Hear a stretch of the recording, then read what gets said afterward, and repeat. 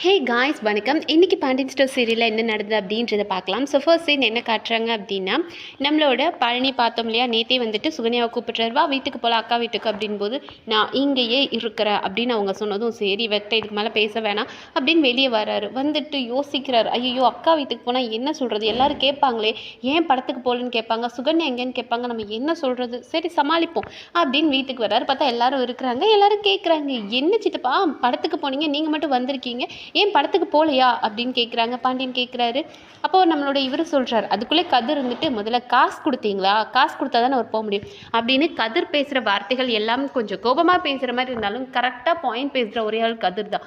உடனே அவருக்கு நம்ம பாண்டியனுக்கு கோவம் வருது. அப்புறம் தேட்டருக்கு அனுப்பிட்டு சொந்தக்காரனை தேட்டர் கட்டி வச்சுருக்கோம், சும்மா பார்க்குறக்கு காசு கொடுத்துட்டு தான் நாங்கள் அனுப்புவோம், நீ என்ன ஓவராக பேசிகிட்டு இருக்க, உனக்கு தான் எல்லாம் தெரியுன்ற மாதிரி பேசாது, ஏதோ 4 பேருக்கு நீ காசு கொடுத்துட்ட அப்படின்றதுக்காக ரொம்ப ஓவராக பேசாது அப்படின்ற மாதிரி மிரட்டுறாரு. ஸோ இவங்களாம் அப்படி சண்டை போட்டுட்டு இருக்கிறத பார்த்து நிறுத்துங்கப்பா இருங்கப்பா அப்படின்னு நம்ம பழனி சொல்லும்போது, என்னதாண்டா ஆச்சு, நீ அவ்வளோ அவசரமாக வேலையெல்லாம் விட்டுட்டு போனியே, படத்துக்கு போனியா இல்லையா, எதுக்கு அப்புறம் வந்த நீ அப்படின்னு கேட்கும்போது, இல்லைக்கா நாங்கள் போனோம், அங்கே போனதுக்கப்புறம் டிக்கெட் கிடைக்கல அப்படின்னு. டிக்கெட் கிடைக்கலையா, சரி டிக்கெட் கிடைக்கலனா என்ன வேறு படத்துக்காக இதுக்காக போயிருக்கலாம் தானே போது, இல்லை நாங்கள் எதிர்பார்த்த படம் போனோம் அது கிடைக்கல அப்படின்றாங்க. ஸோ உடனே பாண்டியன், ஏண்டா இதை முதல்ல சொல்ல வேண்டியது தானடா, இதுக்கேண்டா உண்மைன்னு இருந்த, நீ இருந்ததை பார்த்து கண்டவெல்லாம் என்ன இப்படிலாம் பேசுகிற மாதிரி ஏண்டா ஆயிடுச்சு அப்படின்னு. அதாவது நம்ம பாண்டியன் மேலே தான் தப்பு, ஒரு படத்துக்கு போகும்போது வெறும் 300 கொடுத்து விட்டார், அதனால தான் பிரச்சனை வந்துச்சு, அவங்க வந்துட்டாங்க. ஆனால் பாண்டியனுக்கு அது நம்ம கதிர் கேட்டது கோபமாயிடுச்சு, காசு கொடுத்துட்டீங்களான்னு கேட்டது கோபமாயிடுச்சா, நீ ஒழுங்காக சொல்லாதனால பரவாயில்ல என்ன கேள்வி கேட்குற மாதிரி ஆயிடுச்சு அப்படின்னாரு. இவர் உண்மையை சொல்லியிருந்தாருன்னு வைங்களேன், அந்த 300 பத்தலைன்ற உண்மையை சொல்லியிருந்தாருன்னா பழனி, பாண்டியன் மேலே இருக்க தப்பும், ஒரு தேட்டருக்கு போகும்போது இவ்வளோ கம்மியாக காசு கொடுப்பீங்களான்றது அவரோடதும், இல்லை சுகன்யாவுக்கு அந்த அட்ஜஸ்ட்மெண்ட் இல்லைன்றதும் புரிஞ்சிருக்கும். பட் யாரையும் ஹர்ட் பண்ண வேண்டாம் அப்படின்றதுக்காக பழனி இப்படி சொல்லிட்டாரு. ஸோ பாண்டியன் சொல்கிறார், சரிடா அதுக்கேண்டா வருத்தப்படுற, அடுத்த தடவை அந்த பிள்ளையை கூட்டிகிட்டு போடா, வருத்தப்படாதடா அப்படின்னு சொல்கிறாரு. அதுக்கப்புறம் பார்த்தா சரி சுகன்யா எங்க அப்படின்னு கேட்குறாங்க.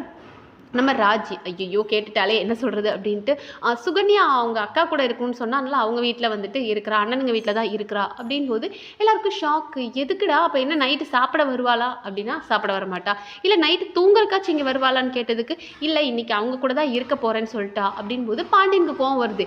ஏண்டா அவளை அங்கே விட்டுட்டு நீ எதுக்குலாம் இங்கே தனியாக வந்திருக்க, அப்போ நீயும் உங்கள் அண்ணனுங்க வீட்டுக்கு போ அப்படின்போது, நான் அங்கே போக மாட்டேன் மச்சான் அப்படின்றாரு. ஏன்னா அவருக்கு அவங்க பேசினதெல்லாம் வெறுப்பு இருக்கு இல்லையா.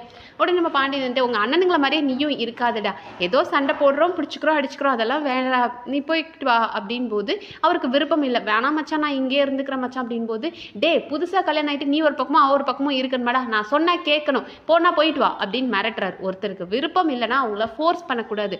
நீங்கள் நல்லதுக்கு தான் சொல்கிறீங்க, புதுசாக கல்யாணம் ஆனவங்க ஒன்றா இருக்கணுன்றதுக்காக சொல்கிறீங்க, பட் ஒரு நாளையில் என்ன ஆயிர போது, நீ ஏன் அங்கே போகணும்னு ஃபோர்ஸ் பண்ணுற. ஸோ இது நம்மளோட இவர் கேட்குறாரு, மற்றவங்க எல்லாரும் வாயை மூடிட்டு கரெக்டுன்னு மண்டையாட்டிட்டு போனாலும் நம்ம கதிர் அநியாயத்தை கண்டா பொங்குவார் இல்லையா.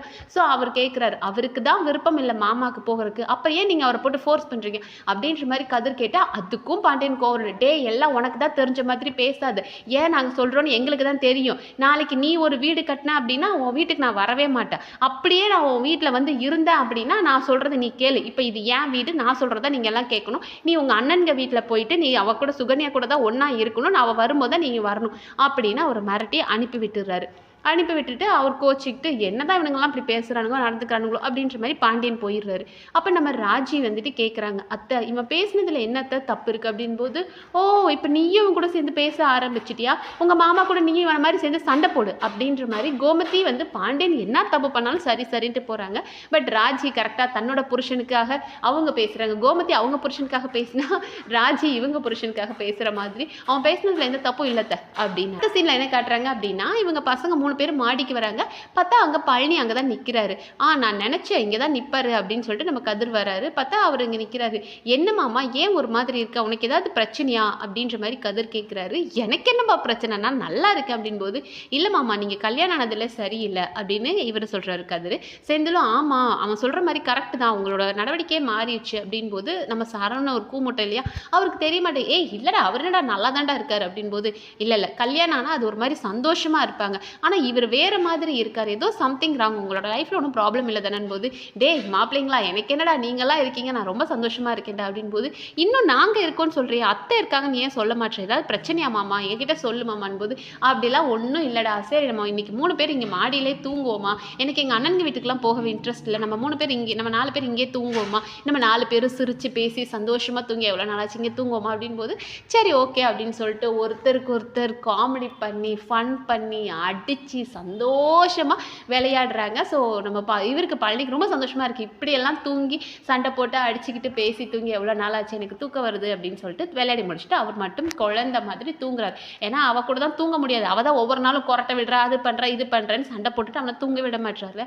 ஸோ நிம்மதியாக அவர் தூங்குறாரு, மற்ற 3 பேரும் பேசிக்கிறாங்க. அப்போ நம்மளோட இவர் சொல்கிறார் கதிர், மாமா நம்மகிட்ட எதையோ மறைக்கிறாரு, அந்த வீட்டில் ரொம்ப உருப்படியாக புத்திசாலியாக தைரியமாக பேசுகிறாள் கதிர் தான். ஸோ அவர் சொல்கிறார் எனக்கு என்னமோ தப்பாக தெரியுது, மாமா நம்மகிட்ட எதையோ மறைக்கிறார், அவர் சந்தோஷமாக இல்லைன்னு எனக்கு தோணுது அப்படின் போது செந்திலும் ஆமாம் எனக்கும் அப்படி தான் தோணுது அப்படின்றாரு. அப்போ நம்ம கதிர் சொல்கிறார் நீ கடையில் இருக்கும்போது மாமாட்ட கேட்டு பாருங்க, நான் என்ன பிரச்சனைன்னு கேட்டு பாருங்க அப்படின்றாங்க. அப்புறம் நம்ம சரணன் வந்துட்டு சரிடா நான் ரூமுக்கு போய் தூங்கட்டுமா, ஏன்னா தங்கமயில் தனியாக இருக்க பயப்படுவா அப்படின்னு. ஆஹா தங்கமயில் அண்ணி ஏதோ காட்டுக்குள்ளே இருக்காங்க, தனியாக இருக்க பயப்படுவாங்க, நீ போன அப்படின்னு அனுப்பி விட்டுறாங்க. ஸோ சரணன் வராரு. அங்கே பார்த்தோன்னா நம்ம தங்கமயில் அவங்க அம்மாட்ட பேசிகிட்டு இருக்காங்க.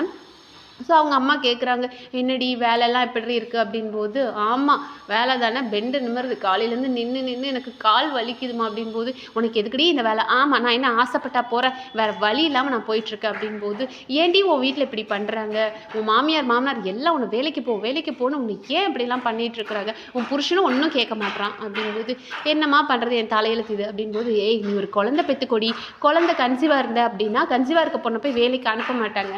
அப்போ நம்ம தங்க பையன் சொல்கிறாங்க ஆமாம் அப்போம்மா என்ன சொல்லுவாங்கன்னா டெலிவரிக்கு போகிற வரைக்கும் நீ வேலை பார்த்துட்டு போன்னு சொல்லுவாங்க அப்படின்போது, ஏய் உன் மாமியார் 5 பிள்ளை பெற்றவங்க தானடி, அவங்களுக்கு தெரியாதா குழந்தையும் வச்சுட்டு வேலையும் பார்க்கறது எவ்வளோ கஷ்டம்ன்ட்டு, அதனால நீ முதல்ல குழந்தை பெற்றுக்கிற வேலையை பாரு அப்படின்போது, ஆமாம் குழந்தைன்னா உடனே வந்துருமா, அது தானா அமையணும், சரி பார்ப்போம்மா அப்படின்னு பேசிகிட்டு இருக்கும்போது நம்ம சரவணன் வந்துடுறாரு. ஸோ சரவணன் கேட்குறாரு என்ன தங்கமேலு அத்தைக்கிட்ட பேசிகிட்டு இருந்தேன் அப்படின்போது, ஆமாம் மாமா என்ன பேசிகிட்டு இருந்தீங்க அப்படின்போது, மாமா எல்லாரும் குழந்தை எப்போன்னு தான் மாமா கேட்டுட்டு இருக்காங்க அப்படின்போது, ஆமாம் குழந்தைன் போது எனக்கும் தோணுது, நம்ம ட்வின்ஸ் பெற்றுக்கணும்னு ஆசைப்பட்டோம்ல, சரி சீக்கிரம் பெற்றுக்குவோம் அப்படின்றாங்க. ஆனால் முதல்ல அதுக்கு நாமளே இன்னும் செட்டில் ஆகலை, அப்புறம் தானே மாமா குழந்தைங்களையும் செட்டில் பண்ண முடியும் போது, நம்ம ஏன் செட்டில் ஆகலை, நீயும் வேலைக்கு போகிற நானும் வேலைக்கு போகிறேன் நல்லா தானே இருக்கோம் அப்படின்னு. ஐயோ இவன் எங்கே சுற்றினாலும் வேலைக்கு வரானே அப்படின்னு நினச்சிட்டு, இல்லை மாமா கன்சீவாக இருக்கும்போது நான் எப்படி மாமா வேலைக்கு போக முடியும் அப்படின்போது, அதனால என்ன இருக்குது, இப்போ ட்வின்ஸ் பாப்பா அப்படின்போது கஷ்டம் இல்லை மாமா மேனேஜ் பண்ணுறதுக்கு, 2 குழந்தைங்களையும் பார்த்துட்டு வேலைக்கு போக அப்படின்போது, அம்மா தான் வீட்டில் இருக்காங்களே அம்மா பார்த்துக்குவாங்க அப்படின்றது. எதுக்கு மாமா அம்மாவுக்கு கஷ்டம் கொடுக்கணும், அத்தையால் வீட்டு வேலையும் பார்த்துட்டு குழந்தைங்களையும் பார்க்க கஷ்டம் தானே மாமா அப்படின்போது, என்ன பேசுகிற நீ, எங்கள் அம்மா 5 பிள்ளைங்களை பெற்று 5 பேரை வளர்த்துக்கிட்டு வீட்டு வேலையும் செஞ்சவங்க, இந்த குழந்தைங்களை பார்த்துக்க மாட்டாங்களா அப்படின்ற மாதிரி, குழந்தையும் வேணும் நீ வேலைக்கும் போகணும் அப்படின்ற மாதிரி இந்த அப்பா போல் எப்போது போகிற பேசிகிட்டு இருக்காரு. இவனை திருத்த முடியாது அப்படின்ற மாதிரி நம்ம தங்கமயில் யோசிச்சுட்டு இருக்காங்க. அண்ட் அடுத்த சீனில் என்ன காட்டுறாங்க அப்படின்னா, நம்மளோட அரசி இந்த புது காதலர்களோட தொல்லை வேற தாங்க முடியல. ஸோ அரசி அப்படியே படிக்கிற மாதிரி வெளியே உட்காரவும், அங்கேருந்து நம்மளோட குமார் ஹாய் குட் மார்னிங் அப்படின்லாம் பேசவும், அதுக்கப்புறம் அவர் அங்கேருந்து சைகையிலே பேசிகிட்டு இருக்காரு. கேட்குறாரு படத்துக்கு போகலாமா அப்படின்றவர், ஐயோ வேண்டாம் பிரச்சனை ஆயிரும் அப்படின்னு இவங்க இங்கேருந்து சொல்ல, அதெல்லாம் ஒன்றும் இல்லை நான் சீக்கிரமாக அவனை கொண்டு வந்து விட்டுடுறேன், எந்த பிரச்சனையும் வராது வா அப்படின்னா அவங்கள ஒவ்வொரு கட்டத்துக்காக கூட்டிகிட்டு வர்றாரு, பேச வச்சாரு. இப்போ அடுத்தடுத்த கட்டத்துக்கு கூட்டிகிட்டு வந்தால் தான் அவர் நாளைக்கு வீட்டை விட்டு வெளியே வருவான்றதுக்காக வா படத்துக்கு போகலாம் அப்படின்றாரு. பின்னாடி இதை நம்ம சுகன்யா நின்று பார்த்துக்கிட்டே இருக்கிறாங்க. ஓ அப்படி நடக்குதா அப்படின்ட்டு. ஸோ இது இங்கேருந்து நம்மளோட அரசிக்கு தெரியுது. அரசி உங்கள் பின்னாடி பாருங்க அப்படின்போது பின்னாடி பார்த்தா நம்ம சுகன்யா இருக்காங்க.